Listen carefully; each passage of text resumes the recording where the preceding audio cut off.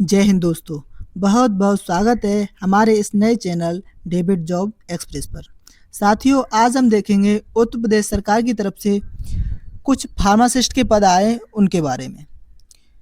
देखिए इसमें कितने पद हैं देखते हैं। देखिए अलग अलग पद हैं इसमें, यानी टोटल इसमें 560 पद हैं और जनरल के लिए 224 पद हैं, ओबीसी के लिए 151 पद हैं और एससी के लिए 118 पद हैं, ईडब्ल्यूएस के लिए 56 पद हैं, एसटी के लिए 11 पद हैं।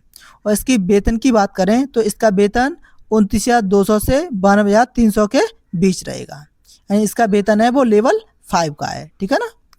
चलिए अब आगे देखते रहते हैं इम्पोर्टेंट डेट्स के बारे में। इसकी देखो जो नोटिफिकेशन है आपको 28 फरवरी को जारी किया गया था। इसका नोटिफिकेशन 28 फरवरी को जारी किया गया था। और देखो और इसके जो आवेदन हो रहे हैं इसके 9 मार्च से इसके आवेदन हो रहे हैं और कब तक चलेंगे 29 मार्च तक आप इसके आवेदन चलेंगे। और आवेदन में संशोधन, यदि आपकी कोई गलती हो जाती है तो करेक्शन कर सकते हो 5 अप्रैल तक। ठीक है ना। चलिए अब आगे देखते हैं। इसमें एलिजिबिलिटी क्राइटेरिया की बात करते हैं तो इसमें साइंस सब्जेक्ट से 10+2 आपका पास होना चाहिए, 12th पास आपको होना चाहिए साइंस सब्जेक्ट से। और इसमें डिप्लोमा चाहिए, यदि आपने डी फार्मा किया है तो आप इसमें फॉर्म अप्लाई कर सकते हो। प्लस इसमें देखो पंजीकरण अनिवार्य है, उत्तर प्रदेश फार्मेसी काउंसिलिंग में आपने पंजीकरण कराया है, कराना अनिवार्य है। ठीक है ना, ये विशेष ध्यान रखें। और देखो आगे चलते हैं। इसमें अब बात करते हैं पेट, यानी कि इसमें पेट परीक्षा आपने दी होगी तभी अब आप इसमें फॉर्म अप्लाई कर सकते हो, क्योंकि सभी वैकेंसी पेट पर ही आधारित हैं। ठीक है ना, यानी जिन्होंने पेट 2025 दिया है वो सभी अभ्यर्थी इसमें आवेदन कर सकते हैं। ठीक है ना, इसी के स्कोर कार्ड पर, यानी कि पेट का जो स्कोर कार्ड होगा उसी के बेसिस पर आपके शॉर्टलिस्ट किए जाएंगे। ठीक है ना।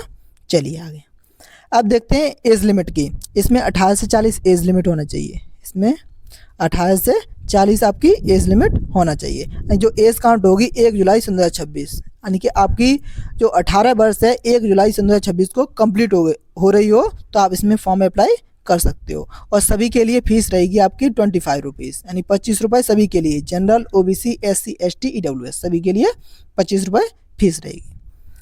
चलिए अब आगे बात करते हैं सिलेक्शन प्रोसेस की। तो सिलेक्शन किस तरीके से होगा, देखो सबसे पहले स्कोर कार्ड यानी पेट स्कोर कार्ड देखा जाएगा। उसके बाद 15 गुना अभ्यर्थी बुलाए जाएंगे। पेट के स्कोर कार्ड के ऊपर आपके 15 गुना अभ्यर्थी बुलाए जाएंगे।